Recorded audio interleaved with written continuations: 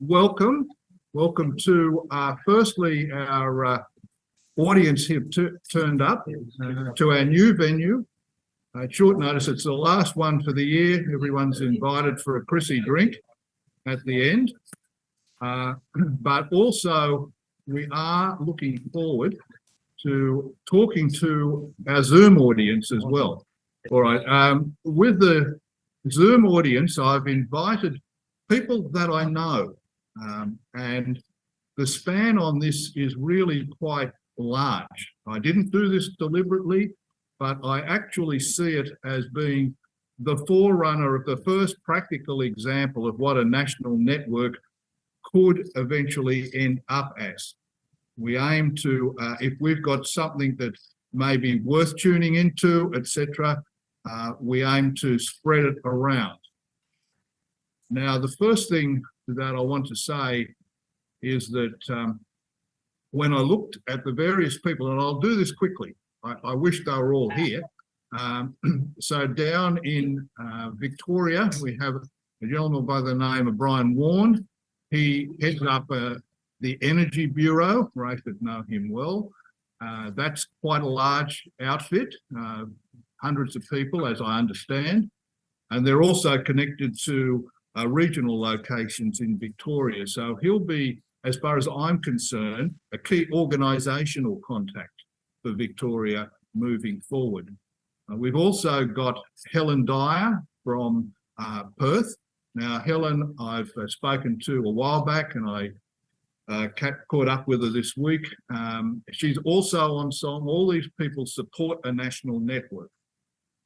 And she has largely an online community that she services, but it's a large one. In Adelaide, and I hope that she was going to be with us, Barbara Mavridis, and Colin it was who gave me the contact details. She's a real organiser, activist there, a good mate of Deborah's, and she told me that a lot of the people, and we've said this consistently, in the freedom movement as a whole would be interested and supportive of what we do, and attendance at rallies has proven that point. So there'll be an opportunity to get a group of people to either form their own or join up with an existing group in South Australia. So in Sydney, we've got firstly Jeff Brown. Now, Jeff is the administrator organiser for a group called Australian Climate Skeptics. They're a Facebook online group, but I'm told there's 6,900 members, so Facebook tells me. And they represent a field for us in terms of signing up to things like a pledge about no climate emergency and other initiatives. We also have Rafe, of course, who has got his Energy Realist. He's one of the pioneers in that area. And Rafe is also an expert on wind droughts and also monitoring the NEM, National Energy Market, in real time. So a valuable source of information to us all, and a great link person. There's another person that I've invited. I was looking forward to her joining in. That was Sasha McNaughton. She works with Kevin Tripp. She is quite the activist. She got several hundred people along to a seminar at DY, paid for it herself, and it really proved quite a successful affair. There's, I haven't included, of course, Jim Simpson from 5Doc, or Bill Stinson, because we all form a small discussion group anyway on the concept of a national network. We've been doing this for a while. And Bill is virtually the number 2 in this NREN, the National Rational Energy Market. And I'm told that there are 46 separate community groups that they're looking at falling under that umbrella of pushback. And that rally in Martin Place was a good example of them in action. Now, they also represent, if you looked at Facebook numbers, in excess of 50,000 people, all of whom should potentially be part of something like this. Now, moving further north, we've got Kimberley right at the top, Kimberley Hone, who has started up the Tweed Energy Forum and held a successful meeting with a couple of hundred people. We've got, of course, Viv Forbes. We've had Viv as a guest on our show. This is the first time we've zoomed out, but we've had the Zoom in guests on at least 3 occasions. And Viv, I hope, will join us at a certain point. We've also got a number of people, Graham Young from the Australian Institute of Progress, and Bob, your group, as I discussed with you, is a twofold. You know, your own interest, broader interest in political reform, but also the fact that there's a network of a couple of hundred, as I understand, mining engineers, executives, retirees, etc., that we want to connect with as well. So, all told, it's pretty impressive when you start to roll out all of those figures, and all of us basically feel the same way. And so this is, if you will, the first step into making this a reality. Now, I want to reference Colin here, and he last gave an address to us 12 months ago. And how much has changed in that 12-month period? We've gone, and particularly in climate and energy realism, we've gone from at one level knowing that we were going to be hit with a whole bunch of projects or things in the pipeline, but it hadn't yet happened. The storm clouds, we could see them, but it hadn't yet happened. It made me think of that song, The End of the Innocents, because that's what we were coming through in this 12-month period. Right now, we're facing an absolute teeth of the gale, you know, storm, lightning and thunder, because these things are coming at us at such a pace, and we've got to try and object. And objecting is the name of the game, as I point out to everyone. Got to get an army of letter writers, because if we can get 50 to sign on any given project, then it must go to discussion phase. And we know this plus the rallies are working to some extent, because the article in the media says one of the chief impediments to the rollout of this net zero is community action, community activities. Now, we want to be the cog in the wheel. We don't want them to proceed, and we want to hold them up. So that's a badge of honour that they should think of us as one of the major reasons why things don't go ahead. Also, Kevin, could you show the slide of the amount of projects that are on for Queensland at the moment? This is an indication of just, and Colin informs me, this isn't everything, it's just what's available on this slide. You can just see the large area of land, and we're talking the Great Dividing Range, the length of it. We're talking remnant bushland, pristine rainforest up the Chulumban area, right the way down through the mid-coast, which you're looking at the moment. That's only a very small portion of it's actually been. No, I know, I know. 320 projects proposed in Australia. Yeah, I know. It's outrageous, outrageous. But that'll give you an idea of just how much disruption and permanent disruption. I mean, once you start to clear these areas, destroy iconic wildlife in the process, threaten rare species of plants and all the rest of it, the damage is done. So you can't undo this. 12 months ago, you know, I was just starting to get to know Carolyn Ems up in Chulumban and appreciate, you know, the damage that's going to be done to virtually a World Heritage Area, irreplaceable wetlands, tropical rainforest. And I was beginning to learn the processes that you've got to go through. But she herself was yet to face a 1,600-page document. I saw the thing, mind-numbing in its detail, to try and list out exactly what the damages were going to be. 12 months ago, I was just starting to talk to Cedric Creed up in Smoky Creek and learn of the, the silly buggers that were being played up there by the developer in order to push this thing through. But at that stage, the group of 10 farmers, the Tenacious 10 as they call themselves, had joined forces and had successfully blockaded this thing or stalled it for quite a number of years. Now, all they've got left is a rearguard action to fight whatever form that may take. So you can see how much has shifted in the landscape in that time. 12 months ago, we were happy just to hold meetings and search around for somebody to have as speakers.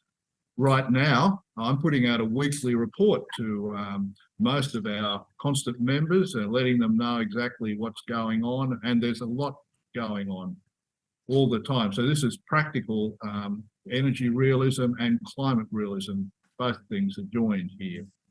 Just to introduce Colin, which is where I was headed, all of this is very valuable as part of a general discussion. But I just wanted to say that also 12 months ago, in Colin's case, he'd been newly appointed to the lower house, and he'd given a terrific maiden speech where he was brave enough, honest enough to get up and pin his climate realist colours to the mast.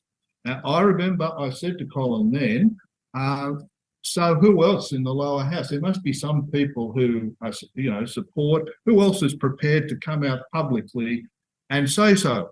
And pretty much the answer was no one. What about the shadow minister? Just a minute. I got to introduce Colin. Okay, pretty much the answer was no one. So I gave Colin the moniker the Galileo of the lower house, and I'm sure that moniker still applies. Also, he was really grappling with those broader issues. Now it's all do or die in the communities. And there's no better person to tell us all and hold a general discussion with him as we go or after he finishes. I think give him the opportunity of having a lead discussion, and we warmly welcome Colin back. We're really pleased to have you. So, all right. Well, good afternoon, everybody, and lovely to be here. And hello to everybody online. Just to give you a little overview of me, I live in central Queensland in a small town called Taroom. I'm a farmer and grazier. I'm a boilermaker by trade. I spent a lot of time in the gas industry as a high-pressure pipe welder and in the coal industry. I served two terms, well, not quite 2 terms, 2 elections in state parliament, and now I'm halfway through my first term as a federal parliamentarian. So enough of that. This entire climate change debate is frustrates me no end, because there's no realistic sensibility to it whatsoever, so far as I can ascertain. Having said that, the government, both state and federal, are taking us on this road to renewable energy, and in fact 82% renewable energy by 2030. Mr. Bowen, our energy minister, climate change minister, gave a speech in America some time ago, and he said, and these are his words, Australia will require 22,000 solar panels to be erected every day between now and 2030, 40 wind turbines every month between now and 2030, and 28,000 kilometres of transmission lines to be built to hook all this to the grid to achieve their 82% renewable energy target by 2030. Now, those claims to me are absolutely outrageous. They are ridiculous. They are impossible to deliver. And what's more, they won't be delivered. And one of the reasons for that is just the practicality of doing that is it's not realistic, and it is putting enormous pressure on the whole power delivery in our grid in Australia, trying to achieve these things. Obviously, there's companies all over the place making enormous amounts of money from building these things and signing agreements and so forth, government subsidies. Mr. Bowen has recently announced that he will increase fivefold the government subsidy to all of this renewable that is supposed to be built by 2030. So having said that, I'm not sure exactly where you want to take the conversation, but to me, the single biggest issue for mainstream Australians at the moment is the cost of living. Everybody writes about it in the paper, everybody complains about it, everybody understands it so much that, you know, their day-to-day living expenses are getting more and more expensive. Groceries are becoming more expensive at the supermarket. Filling up the family car at the service station is becoming more expensive. Paying your electricity bill, paying your rates and your rents, and your insurance, educating your children, all of those sorts of things are having an enormous impact on the family budget. And if you look at that, the single biggest driver behind all of that, why it's happening, is the whole zero net by 2050 argument, and how that has been implemented on the economy and the effects that it's having on the economy.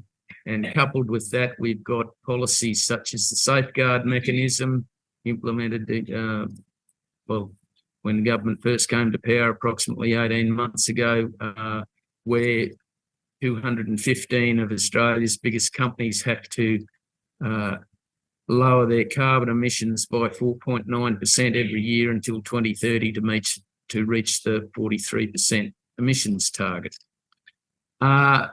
So the reality of that is that the cost of doing all this that is incurred by all of these big companies, they pass this cost on to the consumer. They pass it on to their suppliers pass it on to the other suppliers, and it all ends up in the lap of the consumer. So for an example, in Gladstone, we have the coal industry there. Gladstone is the fourth largest coal exporting terminal in the world. We have the gas industry there. It is the largest gas terminal on the east coast of Australia. We have the largest cement kiln in Australia, Australia Cement. The alumina industry there, the two refineries and the smelter. We have a huge shipping and transport industry and a huge agricultural base to back that up. So there are 30% of those 215 companies are in central Queensland. And the effect of having to lower carbon emissions by 2030 will affect central Queensland more so than anywhere else in Australia in the very short term. So I'll take one industry for an example, and that's the cement industry, and just break that down for you a little bit so you can understand what happens. The cement industry, of all of the industries in Australia, is the hardest to abate industry in terms of getting their emissions down. They are required to lower the emissions by 4.9% every year till 2030, same as everybody else. They have said many times as much as they can possibly do is about 1.5%.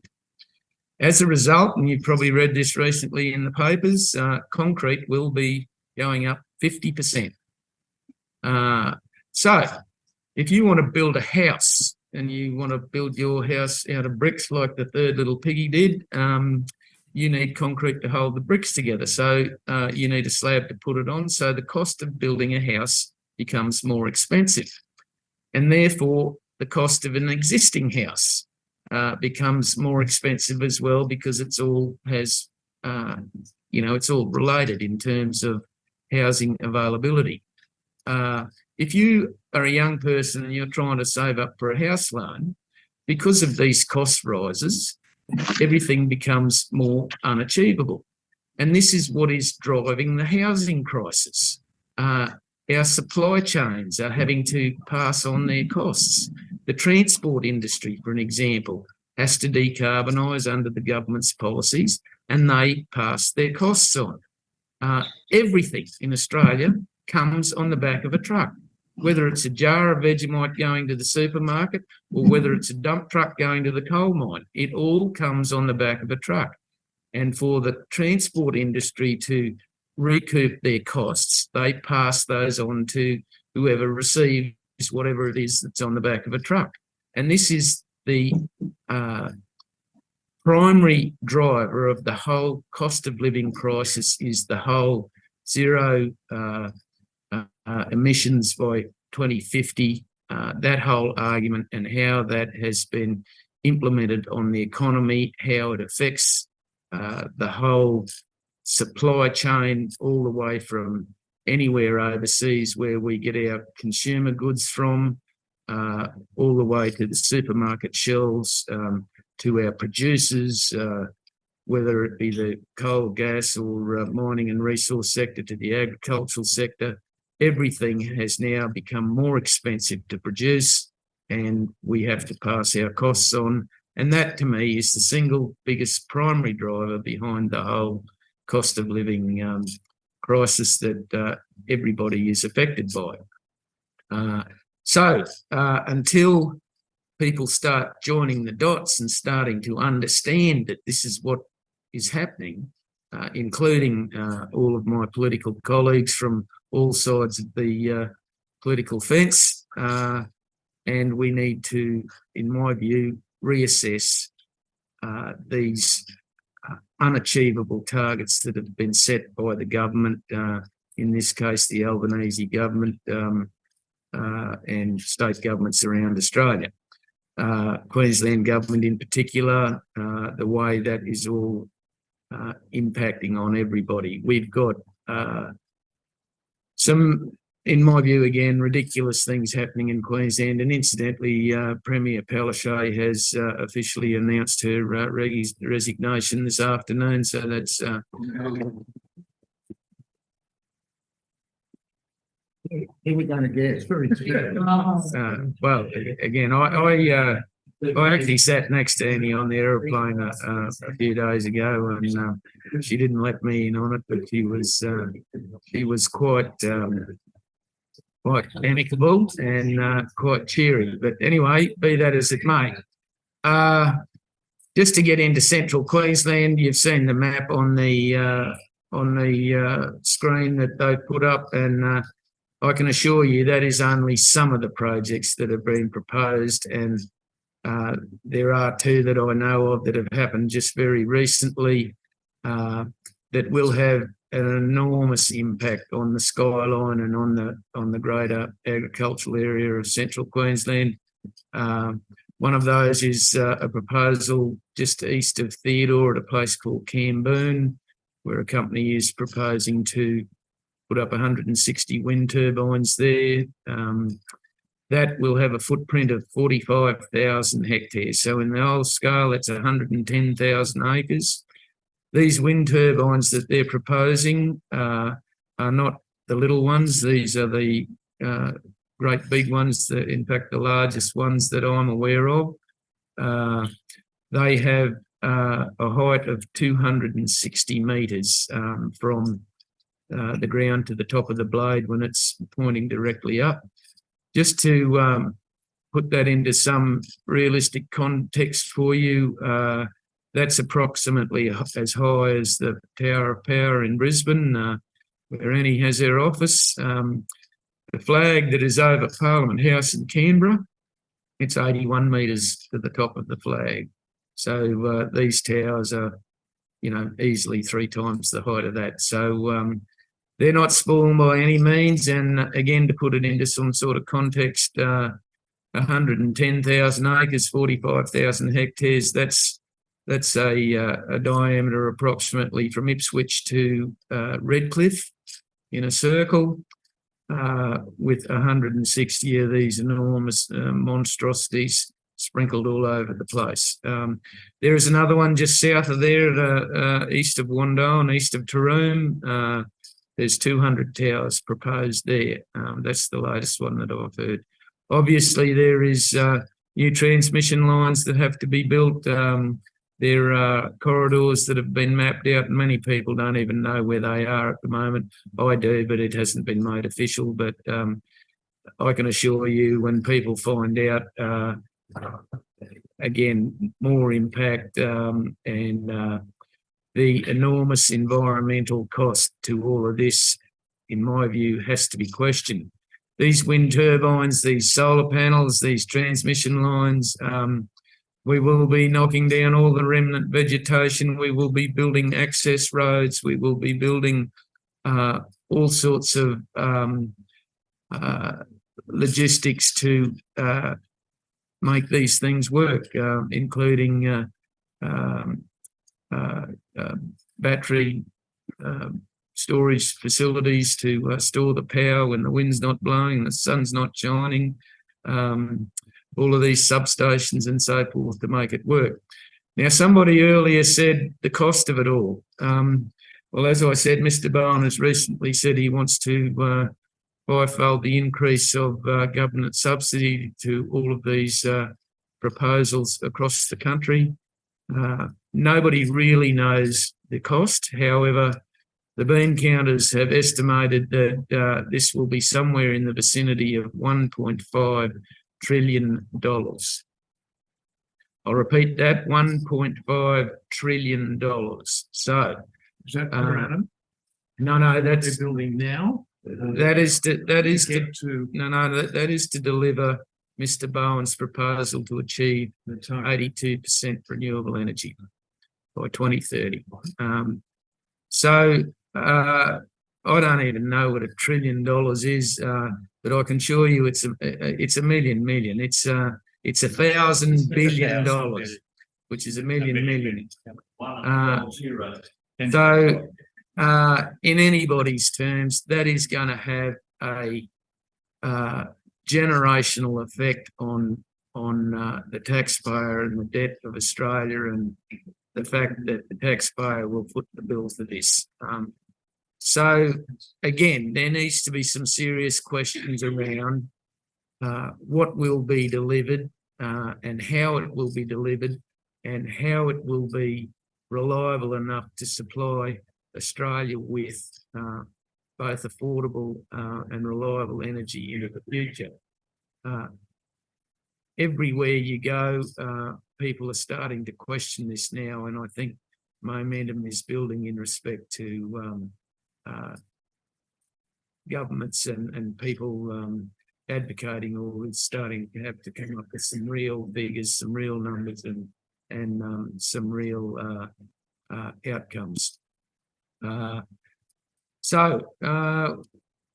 Coupled with all of that, we're obviously shutting down our traditional power generation sources, particularly coal-fired power stations, which in my view is utter madness. To do that, to shut them down without replacing them with something that is capable of producing the same amount of energy is just, you just don't do that.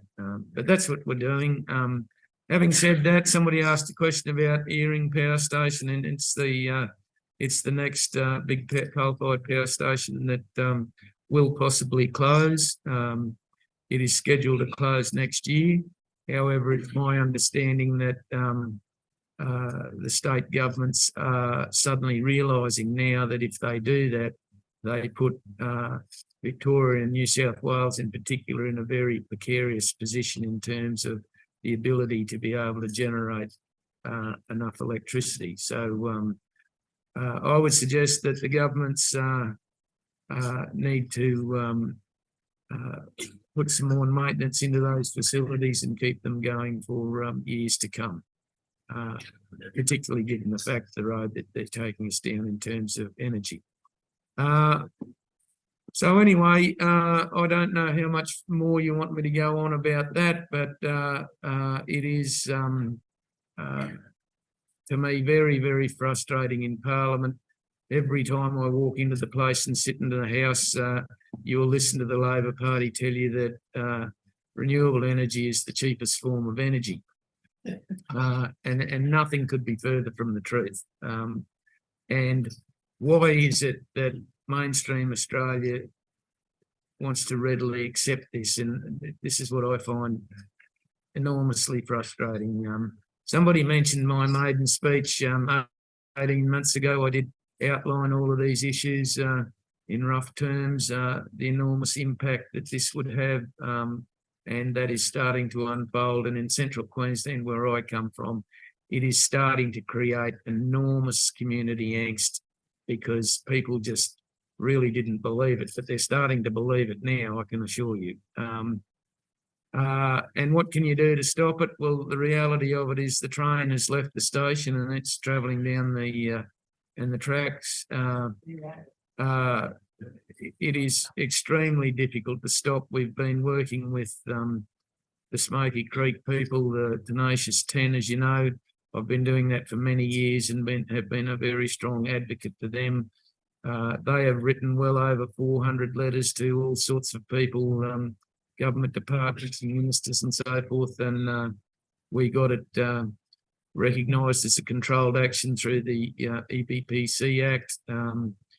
They've had a determination very recently on that particular project, and there's some 18 pages of requirements that have to be met by this energy company that is proposing to build this 5,000 odd acre solar farm at Jambin in central Queensland, just north of Biloela.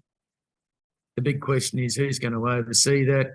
Who's going to make sure that they adhere to the conditions that have been put upon them? The reality of it is that the government wants this to happen, and they are doing everything they can in terms of government policy to expedite all of these programs. In Queensland, there is no legislation that governs the renewable energy sector. There is a set of guidelines and a set of protocols, but because there's no legislation that overarches that, and the legislation is the law, the protocols and the guidelines and so forth aren't written worth the paper they're written on. The renewable energy sector doesn't have to comply with REAP legislation or tree clearing guidelines or any of those environmental protocols that are put upon agriculture and the mining and resource sector. And it's been deliberately designed like that so that it will make it easier for these things to happen. Community engagement and all of those things that these companies engage in pretty much a tick the box exercise as far as I'm concerned. It's outrageous that they literally run over the top of these communities with no thought to what their concerns are, and what's more, they don't address their concerns. Now, just to give you or go off on a bit of a tangent, and again, this has got to do with the safeguard mechanism. This has got to do with the whole reduction of carbon dioxide debate, and that is the whole question around sequestering carbon dioxide into the Great Artesian Basin, which those of you who followed me have seen what I've been doing. That happened last week in Parliament, where I organised to put up some amendments by the Greens in respect to the Environmental and Biodiversity Act, put some boundaries and limitations around all of this carbon sequestering that is proposed into the Great Artesian Basin. So just to give you an overview of that very quickly without getting into the gory details of it, there is a company called CTS & Co, which is Carbon Transport Capture Storage Company, and they are a wholly owned subsidiary of Glencore. Glencore is one of the largest miners in the world, who you've probably heard of. Anyway, they're proposing to do a trial of pumping hypercritical CO2 fluid, they call it. So that's compressed carbon dioxide till it becomes a semi-liquid form, and they are going to inject that down into the precipice sandstone water aquifer of the Great Artesian Basin. And those of you who know your Great Artesian Basin, the precipice is the deepest and it is the best water aquifer of the Great Artesian Basin. I have 3 bores myself, and I can assure you it is very difficult to tell the difference between rainwater and precipice sandstone bore water straight out of the bore. It's beautiful water to drink, and now Glencore's proposing to pump all this industrial waste down there. If they go to industrial scale, they intend to pump 730 million tonnes of this hypercritical fluid into the Great Artesian Basin. In their technical water report and their EIS statement, they have clearly said that they will compromise the receiving groundwater. What happens if you put carbon dioxide into water? It becomes carbonic acid. It lowers the pH from 8.4 down to a low of 4. So Glencore have stated that. That's their figures in their EIS statement.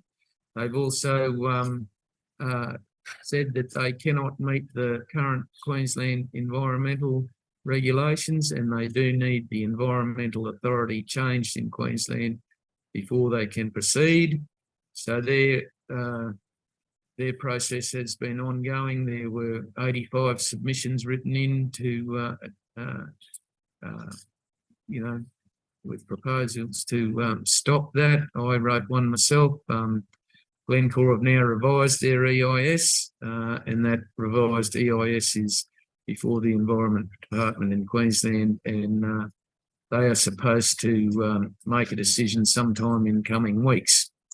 The Great Artesian Basin, just for those of you who aren't aware of it, it is the world's largest underground potable water source. It is like the Great Barrier Reef. It is unique. There is none other like it anywhere else on the planet. It covers an area of approximately 1.7 million square kilometres, 71% of the area of Australia, and it extends itself across 4 states of Australia. It is estimated to carry 65,000 cubic kilometres of fresh water. And what we have here is a company that is proposing to dump 730 million tonnes of hypercritical CO2 fluid into those waters. What worries me more so is that if the Queensland government approves this, given the safeguard mechanism imposed on the 215 biggest companies in Australia, where 30% of them are in central Queensland, many of them will take up similar technology, and people will be drilling holes in the Great Artesian Basin and pretty much rendering the water source useless to anybody else. Now, I know this for a fact. Up in central Queensland, there is a company called Anglo Coal who have the Mara coal mine, and they have indicated at meetings that they are waiting for the outcomes of the Glencore trial and test, and whether they relax the environmental protocols, because they want to take up the same technology. So this is just one of the ongoing ramifications of this whole zero emissions by 2050 argument, the whole 43% emissions target by 2030, and some of the effects that it's going to have on particularly agricultural Queensland. Agricultural Queensland is reliant on the Great Artesian Basin. We're the driest habitable continent on the planet, and there are many, many small towns, communities and agricultural people that rely on the Great Artesian Basin as their principal water source. Last week in Parliament, there was a bill going through called the Nature Repair Bill, which I spoke vehemently against, and it made it through the lower house last year, or early this year, I think it was, from memory. Anyway, long story short, it went through the Senate last week, and the Greens suspended standing orders and brought into effect the EDPC Act, where they wanted the water trigger in the EBPC Act extended to include shale gas and all gas mining and coal mining in respect to underground water systems. So on the strength of that, I picked up on that and moved some amendments on the amendments to include carbon sequestering as well, to give some protections around the Great Artesian, or give some protections for the Great Artesian Basin in respect to the EBC Act. And the EBPC Act at the moment affords absolutely no protection to the waters of the Great Artesian Basin unless it's got something to do with gas mining and coal mining. So nobody actually realised that, and I managed to get all the teals, all the ladies from Melbourne and Sydney to vote with us in the lower house.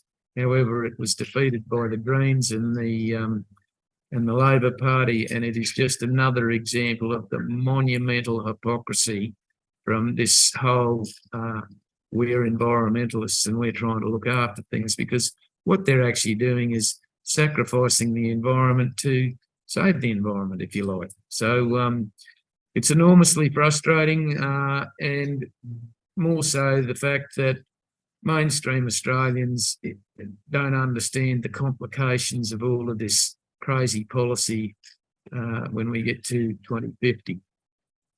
So that's just a little overview. I've still got all my hair, but I do pull it out occasionally. But it's a funny place, Parliament, I can assure you, because it is just staggering the amount of people who really don't know what they're talking about.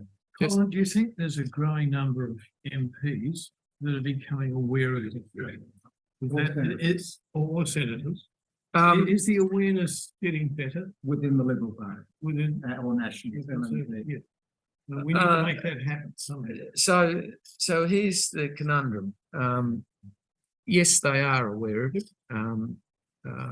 My colleagues. I mean, I again turned the Titanic around. I got both the National Party and the Liberal Party to support me with these amendments in the lower house, and I can assure you it's like mustering cats to do that. It's just insane. To get the table or the drafting office to draft up the amendments and have all that done in one day is, I started at 4 o'clock in the morning and I was still going, you know, at 9, 10 at night to get all that happened and to get the meetings done, to get it all ratified by all of the colleagues and try and explain the situation to people who've just literally got no idea. So does our Shadow Minister for Climate and Energy have any knowledge of this? He does. So that's a guy called Ted O'Brien, and Ted O'Brien at the moment is over in Dubai with the other 104,000 people over there, spruiking the whole climate argument. I would suggest they're more interested in making money out of the whole thing than they are of actually doing anything. So again, he wasn't in the House this week because he was over there. He had a speaking engagement and so forth. But he is aware of it. But so this is where the politics comes into this. It's all very well to come out and say this, that, and the other, but then people, particularly from metropolitan seats around the country, have to contend with, are they going to vote me back in again? And whether you like it or not, many mainstream people, particularly from metropolitan Australia, have a very pious point of view when it comes to the climate. Everybody wants to be environmentally aware and be seen to be doing something. You know, if it's got environment or green attached to it, that sounds like a good idea, so long as it doesn't cost me any money, and so long as I can keep doing what I'm doing. And this is where politics and the complications of trying to understand the ramifications of all these policies and how it will affect us.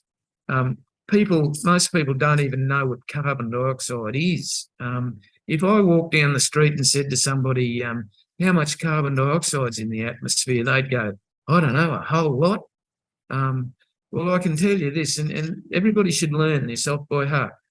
The atmosphere is 78% nitrogen. It is 21% oxygen. It is 0.9% argon. The other 0.1% of the volume of the atmosphere is made up of a whole lot of trace gases, dozens of them. Carbon dioxide is one of them, and carbon dioxide is 0.04% or thereabouts. That is 0.04% of the atmosphere is carbon dioxide.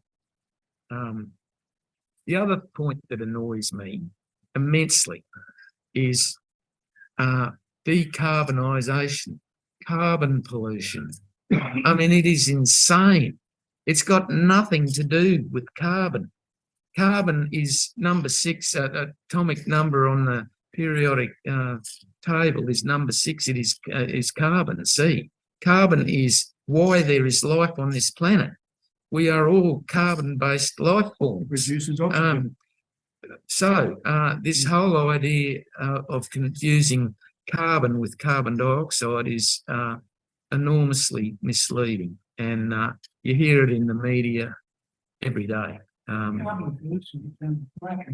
Well, exactly. So Glencore in their arguments to sequester carbon dioxide into the Great Artesian Basin will say it's food grade carbon dioxide. Right? So, and that's to give the illusion that it's somehow safe. Okay, so is there any other sort of carbon dioxide? Please, somebody enlighten me if there is any other sort of carbon dioxide other than food grade carbon dioxide. So they should just put it in the atmosphere. Well, this is the point, and this is how people get misled, and people have become intellectually lazy, in my view, in when it comes to researching basic grade 10 science on what all this is about. And that was the Australian yesterday. Read it. Yeah, yeah, that's good stuff. Yeah, that's right. So for me, our children are being indoctrinated in schools to believe this is, they're being frightened into believing that we have to do all this stuff, and wrongly so. Professor Ian Plimer, who you all know, and he's a confidant of mine. I bounce things off him all the time and try not to annoy him too much, but he has recently written 3 little books, and I have them up there at the end of the table, just to show you the little green books they're called. And they're written in very simple, basic terms for people to read, to make it easily understandable, the basic science behind some of this argument to counter the mistruths that are out there. And I would encourage everybody to get them and read them. Yes. You mentioned before that your colleague or someone said that exposing it enough downside, it's not very smart. So what then how to reduce that information, get that to people? So there's you've probably heard of a group of people called the AEMO. So that's the Australian market operator who govern the distribution of energy around the place, and those people are, I can assure you, just as frustrated as I am in respect to where we're going in the future and our reliability in terms of delivering power to the greater economy. I would be going out everywhere you can and talking to people and making them understand exactly what's at stake here. And for me, I've said this many times to the colleagues, we have to probably adopt a do-nothing strategy. Obviously, fight the good fight, but the do-nothing strategy is a tough love strategy where people will not actually understand what's happening until the lights go out. Yeah. And that's the reality of and the enormity of the problem. that, when the lifts in the buildings stop working and the supermarket shelves are empty because the refrigerators don't work anymore, that's when people will all of a sudden start to realise. Isn't it too late? Well, again, it is too late, but the whole point to that is that please explain to me why people are advocating for this in their tens of thousands when they don't understand it. Your colleagues in the particularly within the National and Liberal, do they understand? I have absolutely they do. I have a small cohort of parliamentarians who are of the same position as I, and you probably know all of them. You probably had them all here speaking at one point in time or another, but I think that cohort is growing, particularly around the whole argument that I've put to you in respect to the cost of living, the housing crisis. All of these issues are the primary driver behind all of that is the whole, this zero net 50 that's been imposed on the economy, and the reality of how that affects everybody because the costs are passed on to everybody. So I seriously think that needs a rethink. Politically, how do you sell that? That's the problem. It's not so much how you sell it, it's how can we tend to preach to the converted. So we've got to find a way where we can begin to get to the people who don't understand what's going on. We've tried going through, a lot of us have joined the Liberal National Party to try and make a difference from within. Andrew and I wrote a piece to every single senator and federal member. You would have got one with the 4 possible pathways that we're going to reduce costs, primarily by tackling turbines and showing what an environmental disaster they were. Yeah, well, I don't know if you got that. Yeah, That was from Andrew and I. Yeah. We got 2. We got Matt Canavan wrote back, his PA. Yeah. Paul Scar wrote back to us. We got not one other response. So, well, how can we cut through? What can we do? So I get inundated with such letters of yours, and it's impossible to write to everybody. I'm not suggesting that, but No, what path can we take? How can we do it? Again, talk to your neighbours, talk to the people that you know, talk to, and growing sentiment will affect politics. And at the end of the day, it is the government of the day that takes us down these roads, and in this case, the Albanese government, Chris Bowen, the Energy Minister, and I think from me reading the tea leaves in federal parliament, everybody's starting to realise the enormity of what has been proposed and the ramifications of such. So delivery of all of this renewable energy, it has also got issues as well. One of the problems all of these big wind turbine projects and solar projects and transmission lines, the whole lot of them, they're all affected by the supply chain and by economics as well. You take a wind turbine, for an example, those big wind turbines they're proposing, there's somewhere between 600 and 800 tonnes of concrete in the footings for one of those big monstrosities. Obviously, if the cost of concrete is going to go up 50%, that's an economic cost to them. The people that fund all of these things and insure them, the BlackRocks of this world, they want to see an economic return for them. And at the moment, they're struggling to get an economic return. And this is why Mr. Bowen, to be able to achieve his targets, has set us on the road for a 5-fold increase in subsidy to it. And to endorse their profitability long term, which is even worse.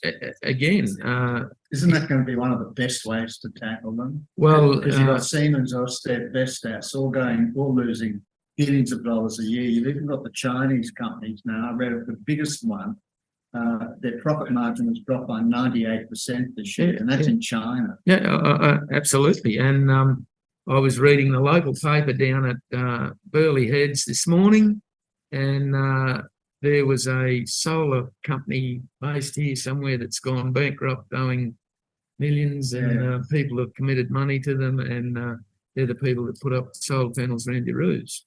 And, so again, it's I think becoming more and more so recognise that the reality of delivering these proposals is becoming more and more preposterous as we go on, I would suggest. There's another, Sorry. Standing back and looking at some point and looking for you, at some point, the lights will go up, the towers will stop, and we've seen some events in South Australia. It's in a little bit of that, but it hasn't been really big systemic failure. But then I'm just wondering if there's any thinking around, that's actually a problem, but it's a big opportunity. Well, it's a big political opportunity for that. Leaders or people like yours to be able to have a response which is sharp, effective, and blasted out there when people have to listen.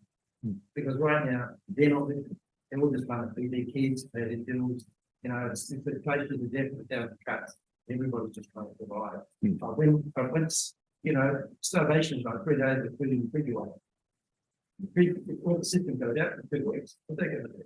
That's when people will be listening. Sure, television might come on, but that's an opportunity environment to me. And I was just wondering if there's any thinking about people being positioned for that, so that there is some, it's more than a bit of switch, but a bit of thinking. It's thinking about it. Oh, look, I can assure you there are many people crunching the hypotheticals, if you like. I do it all the time. For me, this summer will be a test on the grid. I'm talking Australia-wide here. It will get hot in January and February. I've been around a while, and I can assure you it gets hot in January and February, and it'll be Mother Nature will turn on a scorcher for a week or two, and everybody will wind the air conditioner down to 16, and that will have an enormous drain on the grid. And then all of a sudden, for no reason at all, there will be some sort of mechanical failure. They fixed that turbine in Gladstone yet? No, they have not, and I can tell you all about that as well. But so if there is a mechanical failure, that's when undersupply will happen, and that's when we will have power shedding, blackouts, all of that sort of thing. As I'm sure all you people can remember the 80s when Mr. Bjelke-Petersen was doing battle with the electricity union, and we had all those power outages and so forth. It'll be along similar lines, I imagine. We saw what happened when Callide Power Station had its failure back in, I can't even remember when it was now, 2021, I think it was, from memory. So that was a hydrogen explosion. Just if you really want to know what happened, I said it at the time, but of course I was vilified as being a fool who knew nothing about what I was talking about. But I can assure you it was a hydrogen explosion. Hydrogen is used in the generators in all power stations as a coolant. Hydrogen is an extremely efficient coolant, and they pump the generator housings full of hydrogen, and they circulate hydrogen through the generators to keep the armatures cool. So what happened in this particular case, they were doing some switching programs and making sure circuit breakers worked and all that sort of thing. And when they had one lot switched off, the auxiliary power did not engage, and it did not engage the oil pumps that keep the oil pressure seal on the main generator shaft intact, and they did not lubricate the main bearing in the generator. So the oil seal failed, the hydrogen started to leak out of the generator. the bearing had no lubricant. It got hot metal, hydrogen and oxygen, and it went bang. And that's exactly what happened. And I've been there and I've seen it, and there was a hole in the roof about half the size of this this roof here, all pointed out like that. And over there, 100 metres was another hole like that, where it went over there and came back through the roof and landed on the floor of the workshop over there. So that's what happens when a generator explodes. And more to the point, the turbine shaft, which is driven by the big, steam boilers, it's spinning around at 3,000 RPM, generating 600,000 horsepower, and it just literally disintegrated. So I saw the turbine shaft, which is, it's probably that thick. It just twisted off, and it looks like an ice cream cone. Actually, if you've ever seen a tail shaft on a truck twist off, it looked exactly the same. It's just amazing how it all happened. But that's what happened at Callide. Anyway, long story short, that's been down ever since. In the meantime, the cooling tower on that keeps Callide C3 cool, it collapsed. So they're rebuilding the cooling tower as we speak, and they've got problems and issues with that because it's got some specific engineering components that have to come from overseas, and they're difficult to get, and that's held the whole thing up. I am told that the whole show, so Callide C3 and C4, should be operational about the middle of next year. I work in the coal industry. One bit of feedback that I heard recently was that Anglo-American coal, as you know, have 5 operational mines in Queensland, and Stanwell, who bought 2 BHP mines last year, we've got 4. They've paid $1 billion in carbon credits to the government this year. They buy certificates. That's right. Carbon credits. Yeah. The current state government levy on coal is a 40% royalty on coal in Queensland and an 8.2% royalty on coal in New South Wales. I just wonder when even lesser profitable coal mines with that sort of a tax level, with the international price of coal falling in the near future, when India puts its production up by 60%, when those lesser profitable mines start to feel the heat, literally, the coal is range. Well, they are. Well, I can tell you they are. There is, for example, the coal mine at Bluff, it's closed last week, simply because, there's some other issues there, but it's unaffordable to keep coal production maintained with the price of coal and the cost of production. Just to get back to the whole coal tax and royalties and the cap on the price of coal to coal-fired generators, because the cost of coal was driving up the cost of electricity. Now, that is absolute not correct, particularly in the case of Queensland. So in Queensland, we have the largest fleet of coal-fired power stations in Australia, and all of them are GOCs, government-owned corporations. They're owned by the government, by the taxpayers, if you like, with the exception of the Gladstone Power Station, which is NRG Rio Tinto. So all of those coal-fired power stations, Stanwell and Tarong and Kogan Creek and Callide and those power stations, all of them have got long-standing coal contracts, or they own their own coal mine, so they only pay cost of production for coal. They do not pay commercial rate for coal.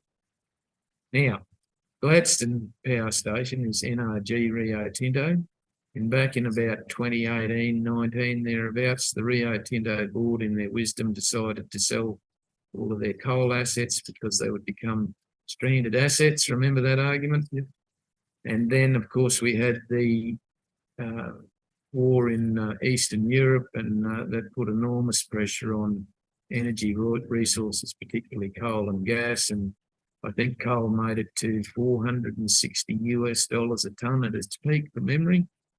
And that was putting the cost of producing electricity in Gladstone Power Station unaffordable for the alumina industry. So the Gladstone Power Station supplies 80% of its power generation output directly to the alumina industry. And to put a coal subsidy on it and then argue that this was across the board because the cost of power for the consumer was going up because of the cost of coal was rubbish. That's absolute rubbish. The Queensland government is ripping the consumer off by bleeding the system and playing the system and generating as much income as they possibly can out of our coal-fired generating fleet.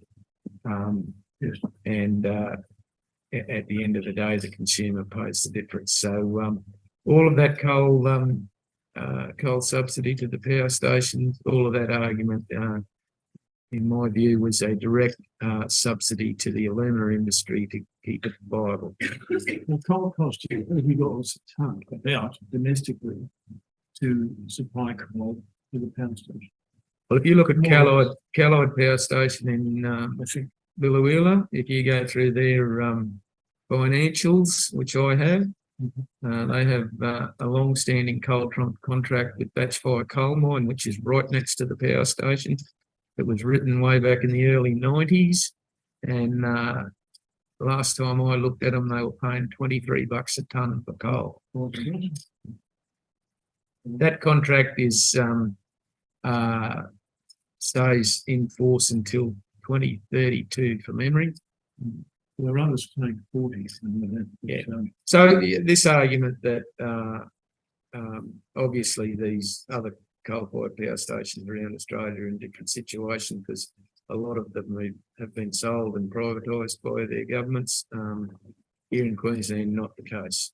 Is that why our electricity is actually dearer than the base kilowatt rate in Victoria? Yeah. It's because of the games the government's playing? Absolutely. So they play the electricity system. They could be producing power a lot cheaper than what they are, but they won't because they play the system and they use that system to finance the government's bottom line. Reserve Bank puts interest rates up because our cost of living is here. Well, absolutely. So the whole economics behind the whole zero net carbon debate has had an enormous impact on the economy in general. And this is why people are paying more for everything. It's a pretty good story to put. It's a very simple story to put on the front page of the newspaper. Is it not going because Christopher doesn't want it to be on? Oh, well, Mr. Christopher's got his political strategy, if you like, and that revolves around health and youth crime and housing. That's about it. He doesn't really want to say too much about. We know we've tried. I've written a letter to him, which I'm going to read out to you. Well, I used to work with them all at one point in time, and I can assure you it's extremely frustrating. And I'm not there anymore, but he is looking more and more likely to be possible premier in October next year, which isn't that far away, whatever that is, 10 months, thereabouts. Yeah, we've run into a dead end trying to entice them to at least look at the environmental impact of if nothing else. Well, stand next to the people protesting in the middle of Queensland or on the coast or Clark Creek because they're going to ruin 1,400 hectares of koala habitat. Yeah. Well, again, the staggering hypocrisy of the Greens. And up in central Queensland, Rockhampton, there's a group called PETA, who you've probably heard of. They're a environmental anarchists of one sort or another. They've got this great big billboard up in the main street of Rockhampton, the beef capital of Australia, and it says, "If you eat meat, you kill koala bears." That's what it says. And it just, We have to get better at names. Well, again, you know, I would love to get somebody to finance a billboard down here at Miami and say, you know, the wind turbines being built in central Queensland are destroying koala habitat, and they are. They are. But if you look into the whole koala problem, the biggest threat to koala bears is urban expansion, traffic, and dogs. That's it. Yeah, but just to get people interested, you know, you do that prospectus at Clark Creek where they've got to carry a heavy instrument to hit the koalas over their heads that fall That's out it. of trees. That's the one. Yeah. That's going to actually wake a few people up. Like I said, the hypocrisy behind some of the people that argue for the environment is, you know, it's just quite unbelievable and quite staggering. Is there anyone that needs to be aware of in Queensland that we can target or something? Like, we're not there anymore. Anybody there? Look, go and talk to this person. The short answer to that is no. And the wrong answer. Well, I was, you know, the last of the Mohicans, as they used to call me. The independent LNP member for Callide was how they referred to me. So I was very much the black sheep. I don't know whether you remember back in 2019, 2020, thereabouts, I crossed the floor on a particular environment bill, which upset all the colleagues. As a result, I had a 24% primary vote swing to me out there where I come from, because everybody thought that was wonderful. But the downside of that politically was nobody would talk to me, and I was you know, vilified and ostracised. So is there no one that comes to mind you can think of? Not who's prepared to stand up and say something. If there was, they'd be doing it now. So you tell me who is. We've nailed David on a number of occasions, and he smiles and looks at you. Yeah. And this is an issue that I talk with the colleagues, obviously, and at some point in time in the election cycle, David and his team will have to have some reasonable policy outcomes about all of these sorts of issues, because when the election cycle gets proper, the media and a whole lot of other people are going to be asking a whole lot of questions about what are you going to do about coal royalties tax? What are you going to do about reef legislation? What are you going to do about the fact that the whole transport pipeline infrastructure model is falling apart because of cost blowouts, which again is directly related to the whole 0-50 debate. That is why we can't afford to build another bridge and another highway and another. What are we going to do with the Olympics, David? You know, there's all sorts of issues, dozens and dozens of them. Water infrastructure, you know, staggering. We're going to go ahead with Paradise. Right. Well, it's supposed to start. It's a line item in the federal budget. I've seen it. And I honestly haven't looked at the Queensland budget, but I imagine it would be. That was a 50-50 share in that, 1.2 billion for memory, and that was supposed to start in 2024, the rebuilding of Paradise Dam. But just to give you again another example of cost blowouts on things, Rookwood Weir has just been completed up on the Fitzroy River. Mr. Butcher, Glenn Butcher, who's the member for Gladstone, he's the water minister. He's just allocated $1 billion. Right? Rookwood Weir cost 365 million, I think it was, to build the weir. $1 billion to build a pipeline from the Weir to Gladstone to pump 16,000 megalitres of water a year. That under the better building program. Well, I'm just telling you, that's, you know, it's just the cost of doing anything now is, you know, have a look at the Snowy River project. Well, been doing 5 years, 6 years. Again, you know, and The federal government just announced the cancellation of $120 billion worth of project allocation money to the states, which was in the federal budget. 120 billion.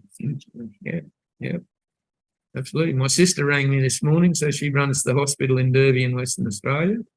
And last year it cost her $177 million to run the hospital. And now her latest budget is $170 million.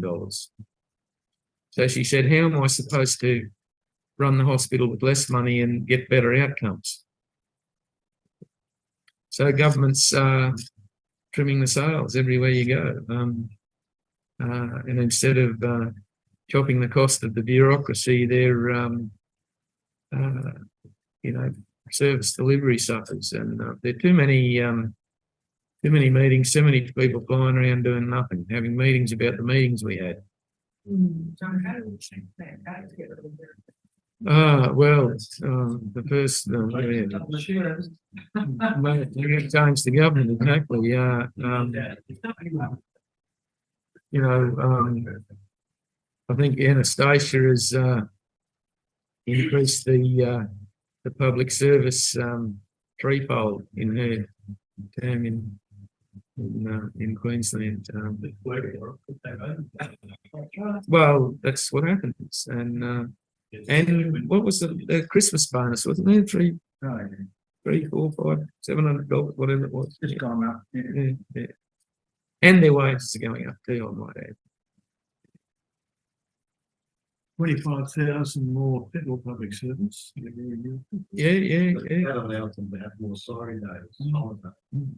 Oh, that was, you get a week off. No, Yeah. So anyway, it's enormously frustrating, and there's no simple fixes to any of these issues and problems. To turn the renewable energy ship around where it sits at the moment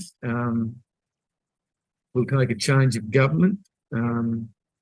It is policy, and we'll advocate for the whole nuclear argument to be had and discussed in real terms, rather than all of this scaremongering around it. The reality of it is that all over the world, governments are revamping their nuclear power stations and, you know, exploring the latest technology surrounding all of that.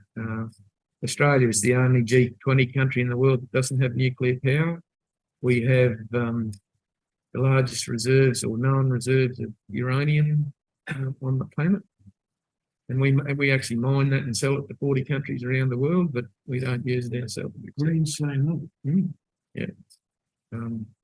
So it's actually a bipartisan position, the no position, but there is great push amongst my colleagues to open up that debate and have some real numbers, because the reality of it, without going into the gory details, you can build these small modular reactors now. They're as big as a shipping container or thereabouts, and you could, for an example, put one at Callide Power Station and plug it into the existing system, and you know, it's that simple. Without developing small modular nuclear reactors which are attached to your home with the best. Wow. Again, I don't know about them, but I do know there's small SMRs, they're called.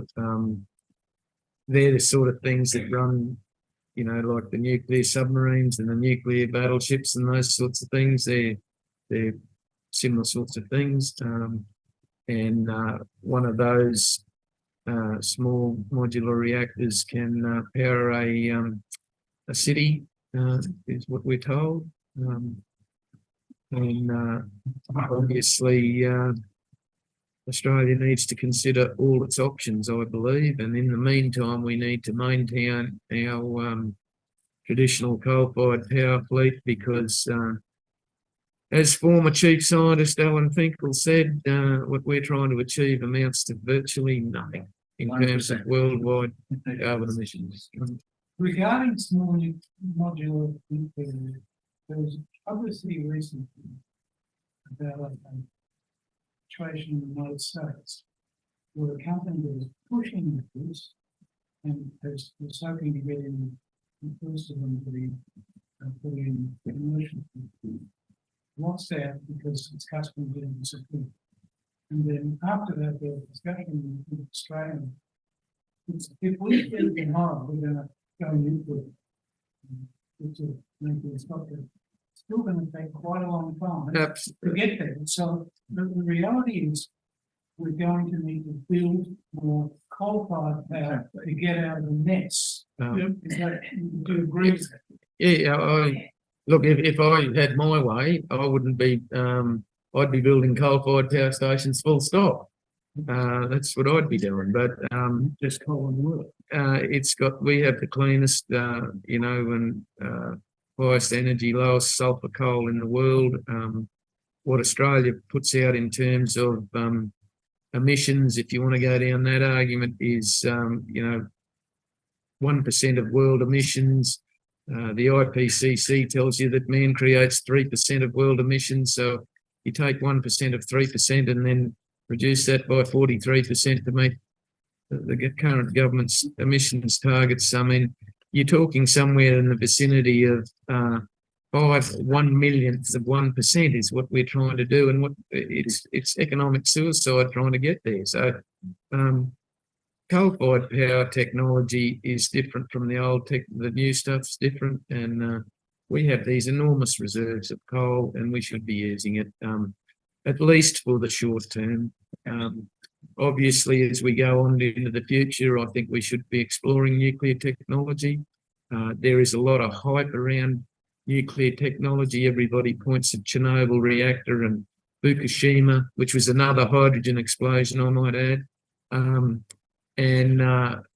Some of the disasters that have been, technology has changed a lot, and that sort of technology is not used anymore. I think it's a subject that has to be debated properly. People are enormously frightened of the whole nuclear debate. There's a nuclear reactor right in the middle of Sydney at Lucas Heights, and that's where we get all our nuclear medicine from. And everybody who's knows somebody who's had something to do with cancer, that's where all of that that is developed there, right in the middle of Sydney. All the nuclear waste is stored right there in a shed, right in the middle of Sydney. Been there for many, many, many years. Be realistic about all of these arguments. That's what I tell the Australian people. We had a talk from Professor Stephen Wilson, the nuclear physicist who did a report for Queensland University for Australia, and it was brilliant. And it just showed how practical it is, and it's actually the lead-out time isn't as much as most people would think. Once we pull the trigger. Yeah.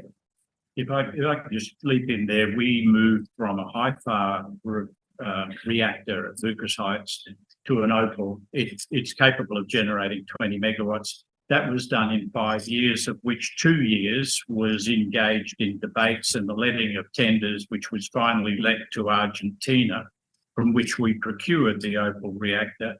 To answer your question, if we wanted to put SMRs at coal-fired power stations, we could do it in about 1.5 years, which is much faster than we could ever build a coal-fired power station. Because if you want to build a new power station, you're going to have to go through all sorts of environmental approvals, and there will be the NIMBYs who will say, "No, I don't want it anywhere near me." So it is a much better proposition to get SMRs and put them into existing coal-fired power stations where the coal is running out. Otherwise, it is far cheaper to use the existing coal under the contracts which Colin has spoken about, where you're paying between $20 and $40 a tonne, and you're producing electricity somewhere between 2.5 and 4 cents a kilowatt hour. So don't let anybody, including, for example, Matt Canavan, tell you that it will take a long time for Australia to acquire nuclear reactors to drive coal-fired power stations. There are already. Yes, if you were to let the contract that now, within 18 months, you could have an SMR co-located, and all you do is you run coolant through the SMR and put it into the boiler. You can look at Canada as an example, they're doing it anyway right now. Yeah, but why would you do that unless you have, and I have strategic reasons why I would want to do that, but on a cost basis, it's much better for us to use coal. It's actually cheaper than a nuclear reactor. Well, the whole nuclear thing is zero emissions in terms of carbon dioxide. So if you want to appease that argument,